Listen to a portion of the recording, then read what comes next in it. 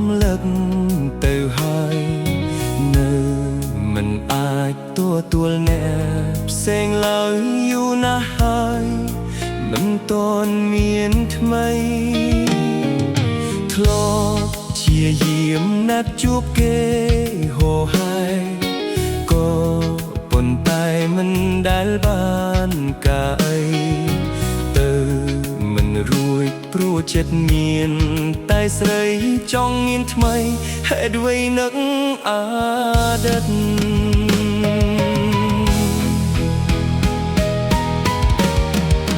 ចង់ឲ្យអូនដឹងរឿងខ្លះពិបាកណាស់ពេលនឹកឃើញស្រីបេះដូងបងលោតរាល់ថ្ងៃលោតស្រែកហៅស្នេហាអតីតទឹកភ្នែកហូរក្នុងពេលនេះហូរអង្វរឲ្យយល់ការពិតថាក្នុងចិត្តមិនដែលភ្លេចអូនដងទេពេលវេលាដែលលឿនណាស់តែមិនអាចផ្លាស់ប្ដូរស្នេហាព្រោះបេះដូងដ៏ឯកាទាមទារឲ្យបងចាំមាសមេរឿងពោះយើងមានដំឡៃគ្មានថ្ងៃបងអាចភ្លេចបានទេដល់ពេលនេះបងនៅតែស្រឡាញ់អូ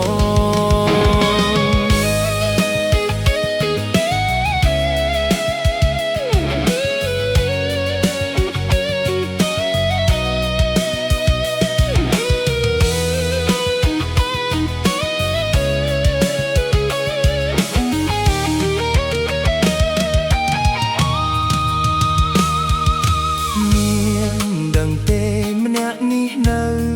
តែនឹកម្នាក់ដែលអូនឈប់រំលឹកយូរហើយនៅមិនទាន់ទទួលអ្នកផ្សេងឡើយយូរណាស់ហើយមិនទាន់មានថ្មី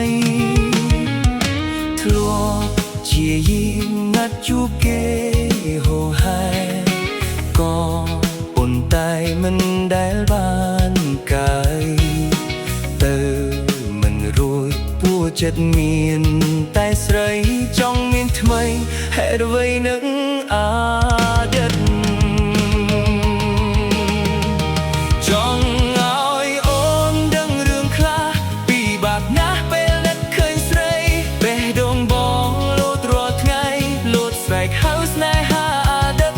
ទឹកភ្នែកហូរក្នុងពេលនេះហូរអង្វរឲ្យយល់ការពិតថាក្នុងចិត្តមិនដែលភ្លេចអូនដងទេ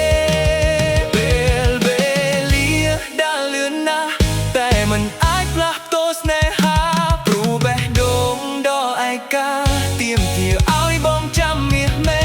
រឿងពោះយើងមានទំលែងគ្មានថ្ងៃបងអាចភ្លេចបានទេដល់ពេលនេះបងនៅតែស្រឡាញ់អូ